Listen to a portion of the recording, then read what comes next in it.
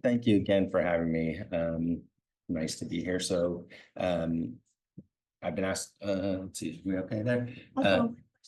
Are we taking this? Yes, we do. Okay, great.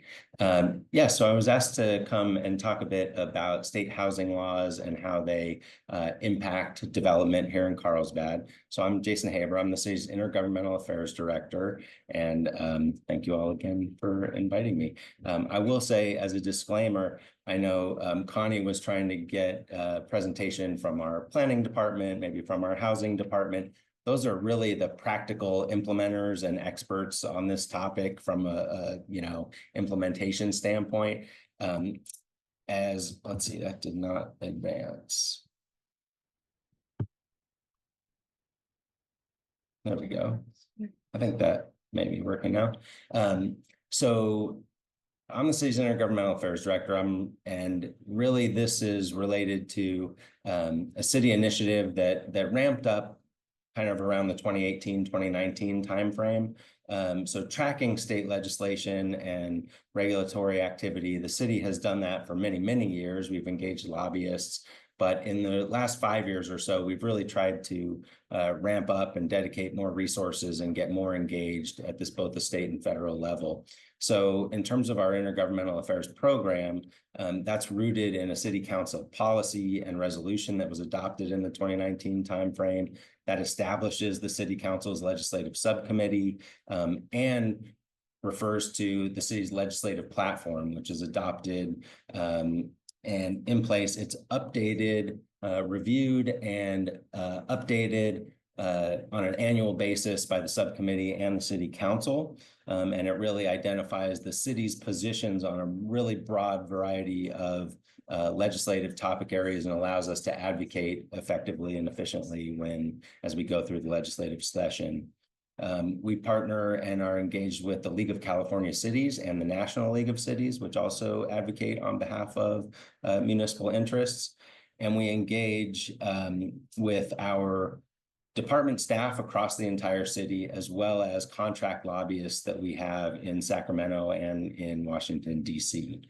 And we advocate on a variety of legislative issues, budget issues, regulatory issues that really affect the day-to-day operations of the city. I also manage the city's contract grant writers that keep us apprised and assist us in pursuing funding opportunities at state and federal level. That could also apply at the county or regional level as well. So going to the legislative platform really quickly, the platform is really rooted in these three guiding principles. And just to touch on them briefly, they're to preserve local control, maintain fiscal responsibility, and protect quality of life.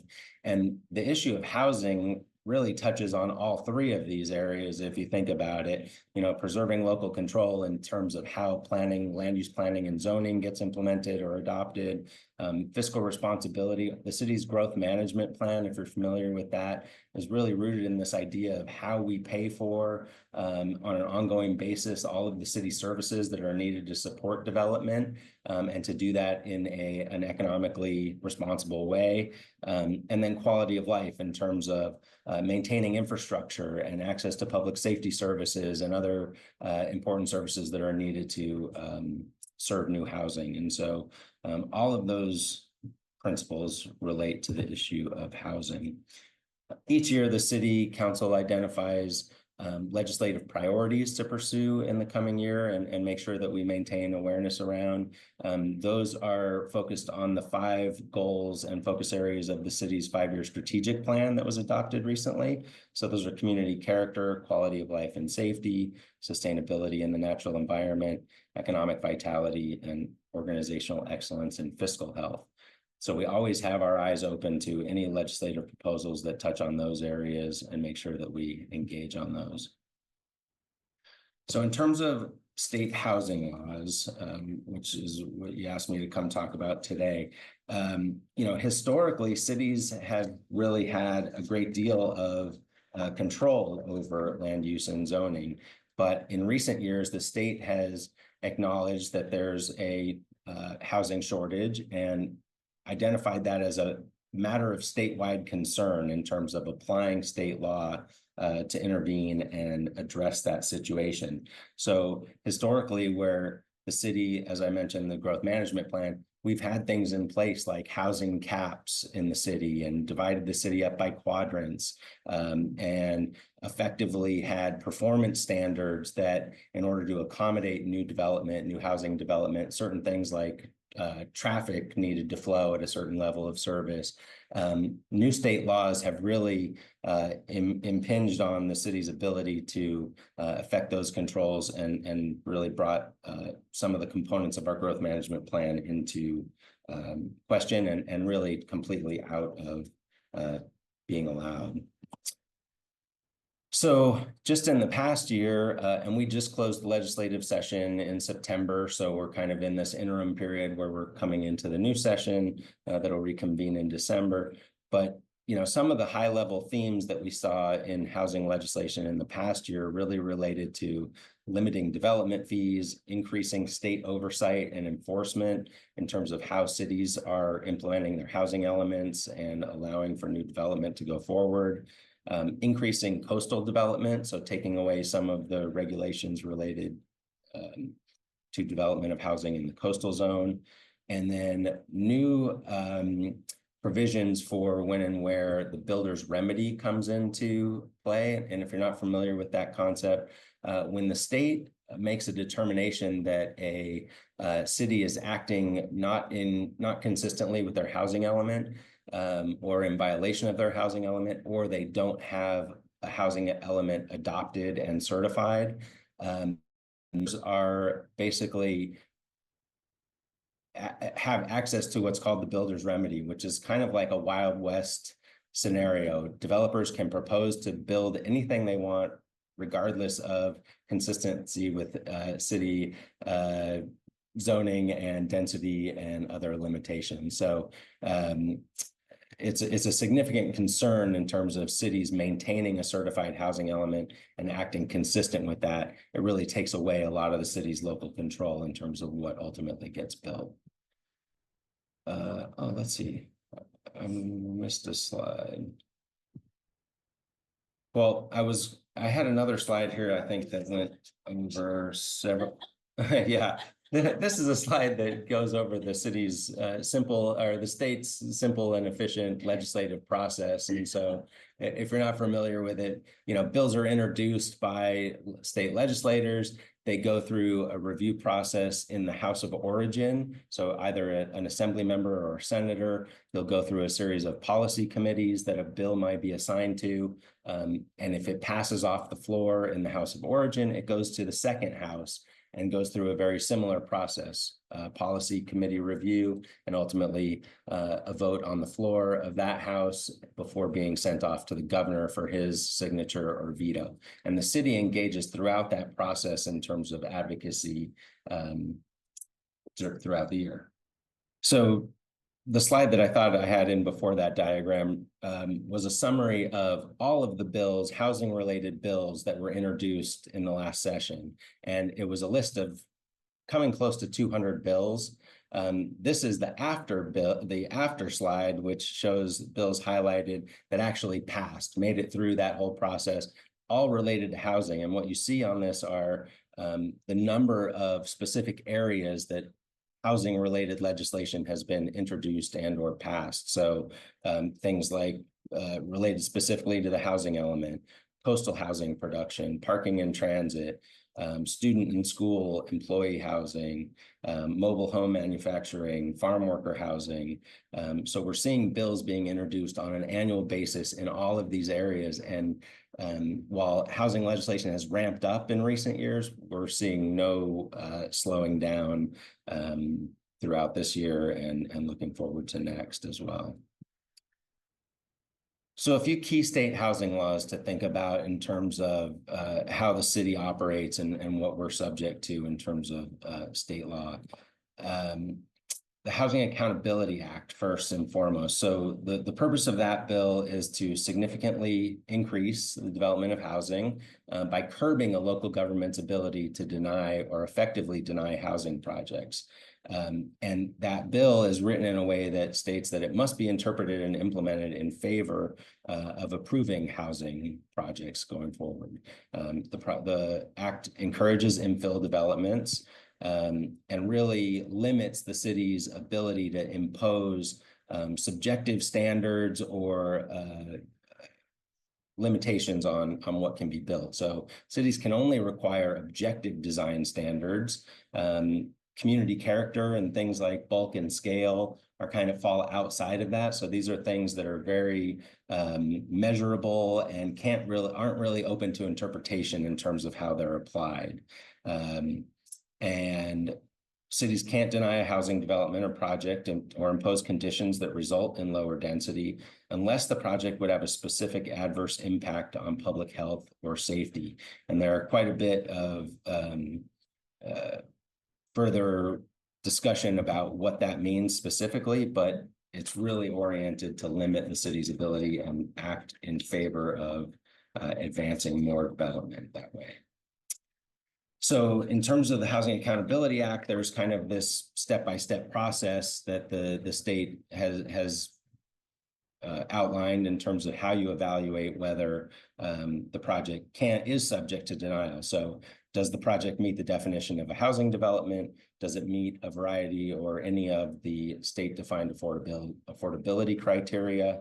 Is it consistent with state and local plans and standards? And if there's no specific adverse health or safety impact that can't be mitigated, then the project cannot be denied without a potential violation. And again, if the city is found to be in violation, the certification of your housing element is at risk and under review by HCD. Again, those public health and safety findings are written really specifically. It has to be a significant, quantifiable, direct, and unavoidable impact based on objective, identified written public health or safety standards as they existed on the date the application was deemed complete. And so there's a few things that you'll see in this that go back to setting the deadline for when certain regulations or fees apply to projects as well. And again, in writing that statute, the legislature really anticipated that there would be very few instances. This was set and intended as a high bar to disallow cities to deny projects. So moving on to the Housing Crisis Act, that was adopted, I think, in 2020? This is kind of a build on the Housing Accountability Act. Again, it goes back to establishing that the codes and fees that apply to a project are those that were in place when the application was first filed. It establishes shot clocks for the city. So we have very specific review timelines in terms of how long it takes to process a development application. It also identifies that cities can't require more than 5 public meetings for a project to get through the review process. So even in the case where a project comes to a meeting and it's delayed or docketed for a future meeting, that meeting still counts as a meeting. Meetings at the Planning Commission count as meetings. Publicly held meetings that are required by the city count as a meeting. So you can see you get to 5 pretty quickly. And if you exceed that number, the project is deemed complete and the city ultimately loses the ability to condition or further regulate those projects. That bill also include the provision for no net loss of housing. So when the city goes through its housing element process and identifies zoning and densities in the calculus that nets that out, you can't have a net loss in housing accounted for there. And then finally, and really specifically important to the city of Carlsbad, this bill prohibited implementation of housing caps and moratoriums or effective moratoriums. So where the city at one point had in our growth management plan housing caps for each quadrant of the city, those are no longer effective or allowed to be implemented. And where we had those development standards that needed to be met by certain developments, say you have to meet a certain level of service on a traffic segment related to the project. If the project doesn't meet that or that standard can't be met, we aren't allowed to hold up the project on that basis. That is deemed effectively a moratorium. And so those provisions of our growth management plan are no longer in effect. So the third piece to talk about really in terms of big impact is density bonus law. And if you're not familiar with that, that gives developers the legal right to increase density on a project. So a piece of property has a base zoning that allows for a certain number of dwelling units per acre as the base density. Through density bonus, if a project proposes a certain amount of affordable housing, it's allowed to exceed that density based on provisions for either low income or very low income restricted housing or moderate income units as well. And so in addition to that, it allows reductions or waivers relative to a variety of development standards. And so I'll highlight a few of those in a minute, but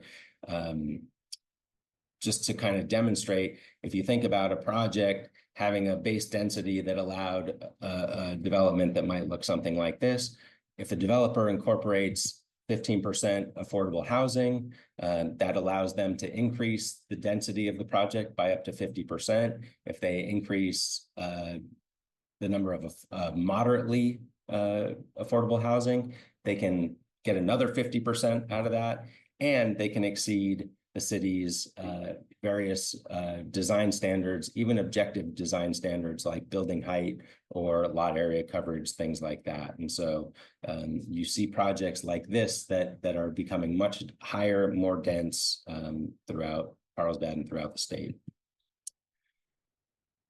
One of the things that I think maybe spurred the invitation to come talk about this was a recent project that went forward in Carlsbad Village, where the Smart and Final market is located. And this is actually the density bonus calculation that went into that project specifically. So you had a base density of 35 units per acre based on a 4-acre site that would have allowed for 145 units. When you apply the density bonus of 50%, that's another 73 units that's allowed, making a total of 218 units. And with a requirement that either 15% of the base units be required for very low, or according to our inclusionary housing laws, 12.5% of the total number of units, you end up with 27 units of affordable housing included and required within that 218 total.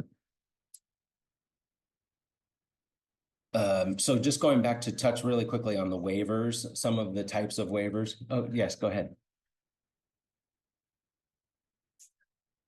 It's a percentage based on the area median income. So, you know, going down from there. So in terms of some of the development standards that the city has in place that were waived for this project specifically, you know, where maybe 4 stories would have been allowed in this zone previously, the developer wanted to go to 5 stories to accommodate the new density. Not complying with various architectural features that are required, increasing the height for roof structures, waiving the maximum floor space, and then also waiving alley access requirements. So you can see those are the types of development standards. And you end up with a project that looks very familiar and similar to projects that we're seeing developed throughout the village and throughout the state.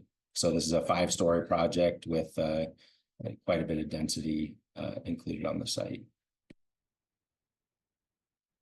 So just to highlight a few other key state housing laws that have been adopted in recent years and definitely affect development in Carlsbad. Accessory dwelling units. So several laws have targeted accessory dwelling units, granny flats, allowing for those to be built, streamlining the review process, and relaxing development standards. So ADUs can now go up to 25 feet high, and they can be built 4 feet from your property line in a single family zone. So making that easier to increase housing stock. Ministerial review, so not a lot of discretion or subjective review that goes into development of multi-family, particularly affordable housing developments. And that now has been extended into the coastal zone, where at one time there was an exclusion in the coastal zone recognizing that land is limited and questioning the idea of adding density in the coastal zone. Those limitations have been relaxed now as well. The regional housing needs allocation, if you're not familiar with that process, the state does an evaluation for the region in terms of identifying what the region's housing needs are.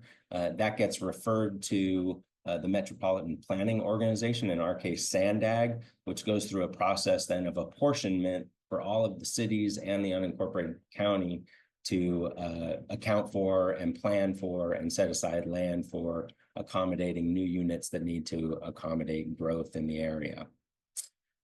A recent bill that was passed in the last couple years allows, and you're seeing kind of a trend towards this in a few proposals, really questioning the idea of single family zoning and allowing for greater flexibility in terms of processing lot splits and developing duplexes or larger numbers of units on single family zoned properties. So where you may have a single family zone property today, a property owner could split that lot and then develop a duplex on each of the two lots, effectively creating 4 dwelling units on what was once a single family zoned property. And then finally, I'll just mention recognizing that requiring parking is a cost implication for developing new housing. Several bills have come forward that really limit the ability to require parking, particularly when it comes to housing development. So with a recent bill that was passed, no parking can be required for housing developments that are located within a half mile of public transit. So if you think about the Village in particular, where you have the coaster station, right, or down by Poinsettia similarly, any project site within a half mile of that would not be required by the city to provide parking for their units. So obviously, we recognize there's lots of community concerns that come with these types of limitations and implications of state law, and they go to limiting our ability or to require or conduct public outreach and notify the community, looking at traffic impacts, conversion and loss of, kind of some critical retail uses, obviously limiting our ability to have influence over project scale, bulk, design, meet with the neighborhood community character, rather, parking impacts. The ability for our infrastructure to serve new development is really not a factor necessarily that goes into these. So projects can be approved, and we need to make sure that we can accommodate those. And it really comes to a question of carrying capacity for the community. In terms of our ability to respond and how we advocate, the first item here comes straight out of our legislative platform. The city supports measures in local land use that are consistent with the doctrine of home rule and the local exercise of police powers in planning and zoning. We have a number of other statements that go to this idea and give us basis for supporting or opposing bills that come forward throughout the course of a legislative session. And then the next 2 statements came from a advocacy letter that the city developed in support of a League of California Cities resolution that came forward a few years ago, really recognizing cities across the state having concerns relative to these infringements on local control and trying to establish and advocate for protections in that regard. So with that, I'll say thank you. I'll leave it there and happy to take questions if you have any. Hopefully that was close to what you were looking for.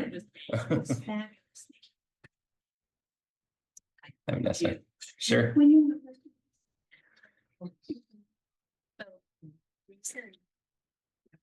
I didn't come to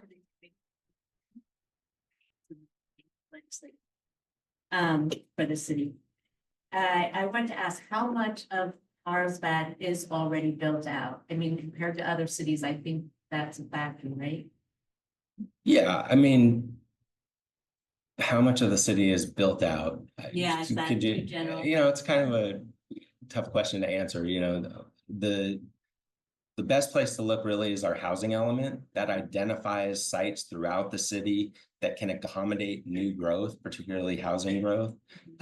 So that's one way that, you know, the city's general plan is affected. The housing element is a component of our general plan. And it really is a requirement on cities to set aside or identify land that can accommodate new growth. And so what you see there are a number of city sites that are spread across the city that create the zoning needed to accommodate the regional housing needs allocation that's been set aside for the city of Carlsbad. So that RENA process is a several year kind of cycle that they go into. And so I think we're, you know, a couple thousand residences that we need to accommodate roughly in the current cycle that gets us compliant with the state requirements. And so that's identified in our housing element.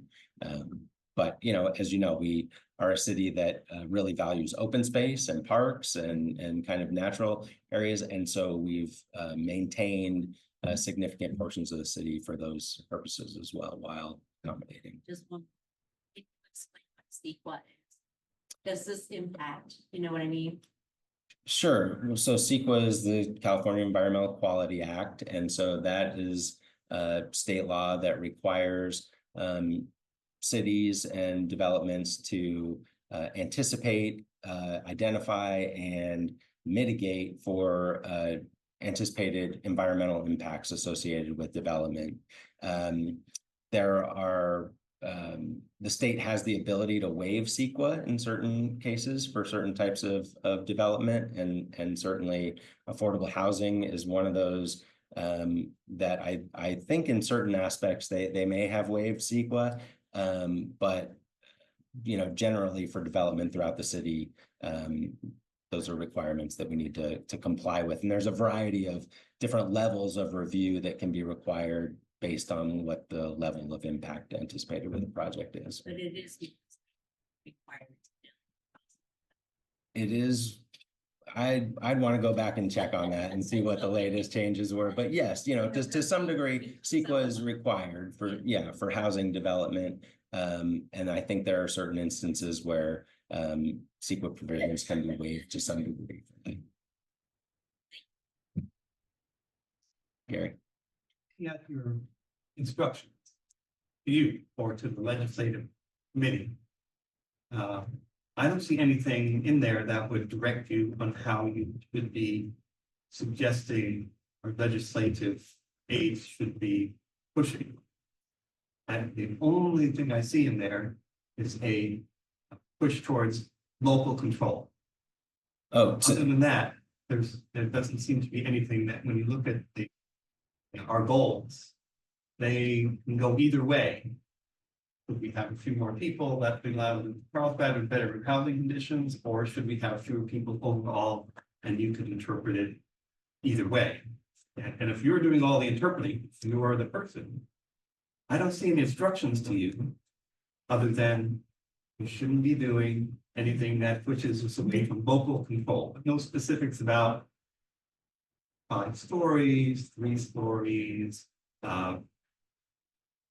smaller housing, anything in there that there's no by council persons or by there's no political influences like how do you figure out whether to support SB 10 or not, or come up with some alternative or suggestion on what happens when we reach our, if let's say we reach our 2,000, somehow magically in the next few years, somebody says, I got 2,000 units, I can build them next year, and we meet our goal. just 10 stories straight No, up. yeah, not that many units, No, but the village could accommodate actually all those units with 4 or 5 more projects. In fact, I'll bet within the next year, there'll be proposals for more than 2,000 units even. They won't be affordable units, but there'll be units.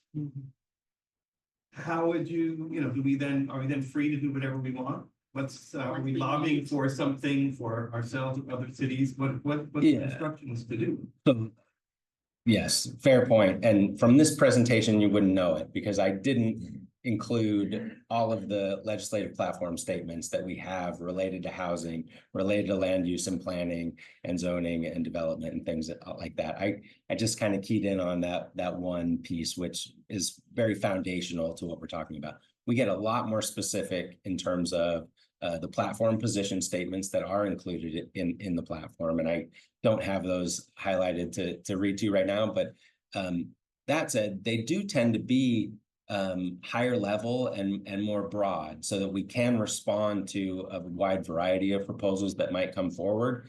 We get more specific when we adopt specific zoning regulations, when we adopt a village and barrio master plan, things like that, that really call out the specifics of what the city wants to see in terms of physical development.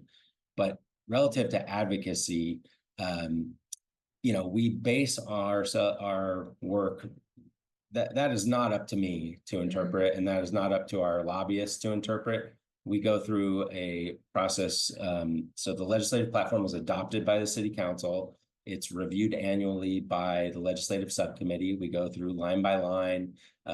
Each year at the end of the session, staff, myself and our state lobbyist, we meet with every department across the city. We talk about bills that came up in the prior year, bills that we're anticipating coming forward in the next year, anything that we're hearing out of professional associations that our staff are affiliated with, what the industry is concerned about, basically, and things that are giving them, creating pain points as a result of state law, or are not consistent with community values and standards that we've adopted through zoning or that we've adopted through other plans, the city's general plan, et cetera, et cetera. And so we have a lot of guidance that's more specific.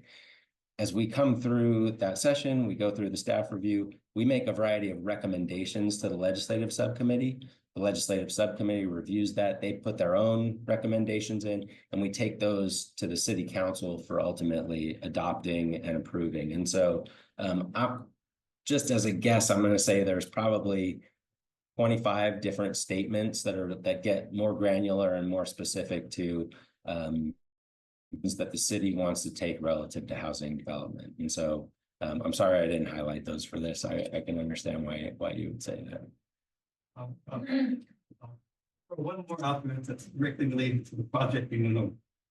So the city increased the zoning density for most of the village and barrio for the purpose of satisfying the state that you could build enough units within the city of Carlsbad. So we changed it to a high of 35 units an acre. And that perhaps doesn't have merit anymore. Maybe it still does, I don't know. That if we were to go back to, let's say, those sites, maybe for a smart file, and say, well, let's go back to the old one of 25 units an acre. Then you could still do that and still get a density bonus of 50% and additional density bonus, but you'd be starting at a lower base level. I hear what you're saying. If you were allowed to do that and say, well, then we wouldn't comply with all of the, having enough units that could be built within the city of Carlsbad. Right. So we have to zone for hitting that target. And then on top of that, right? So, well, perhaps you're allowed to split lots all around the city.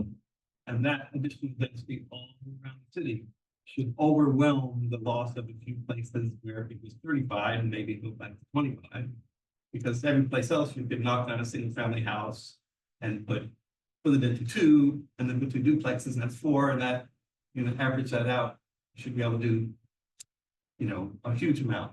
But what happens when you reach, the 2,000 that we are supposed to reach? I know that they'll give us another, in 10 years, it's another 2,000, 3,000, 1,000. But you can figure out a way to reach those if you, but I don't see how.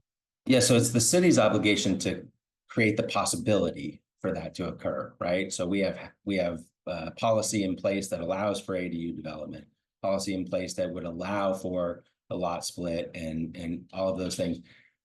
The question of whether those actually get built and you actually see construction, that's really subject to the market, right? Developers are in control of that. And so,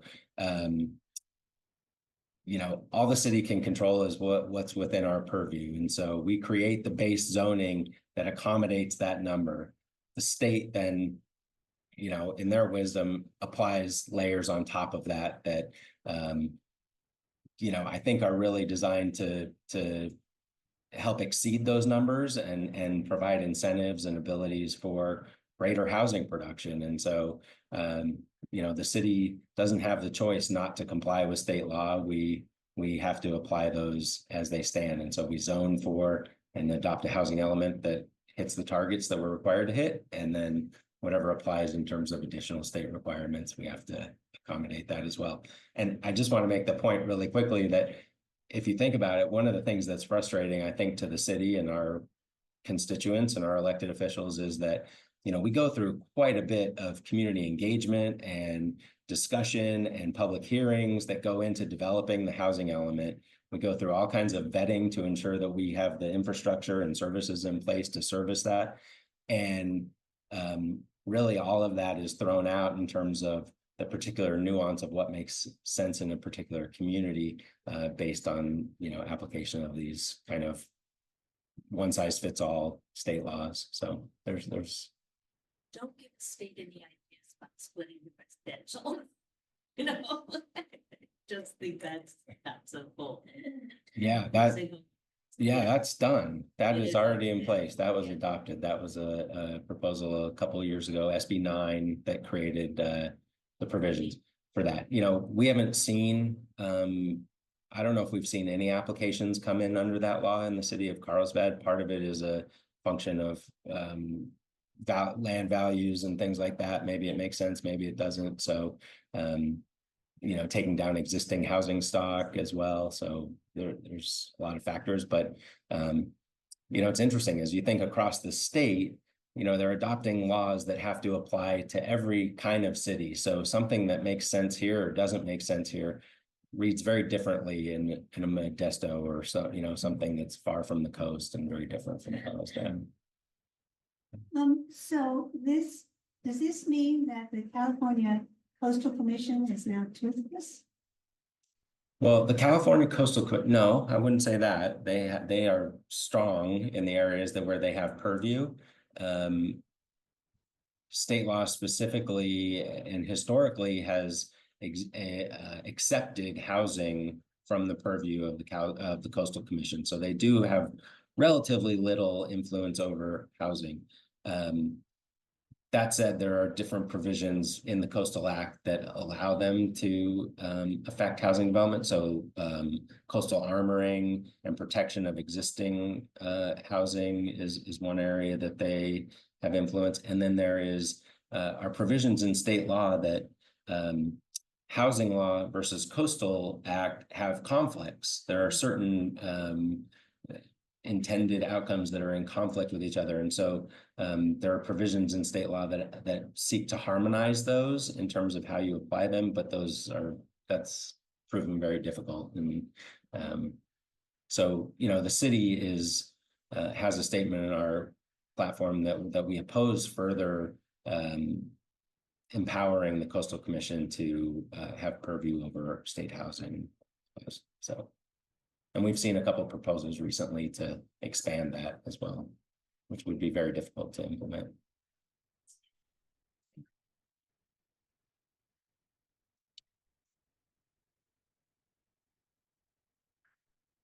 Yeah, it's a great question. It's maybe the jury's out on that. You would think supply and demand, if you increase demand, that's going to bring, or if you increase the supply, you increase the housing stock, that should bring prices down and make things more affordable.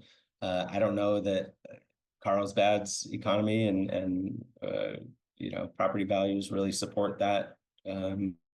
But to the degree that they require deed restricted affordable housing, right? So units that can only be rented at up to a certain amount, we are seeing increases in that supply. And so to the degree that we're providing units accessible to lower income individuals, I would say that is happening as new affordable units are being developed. But I don't know that the free market development is really satisfying that.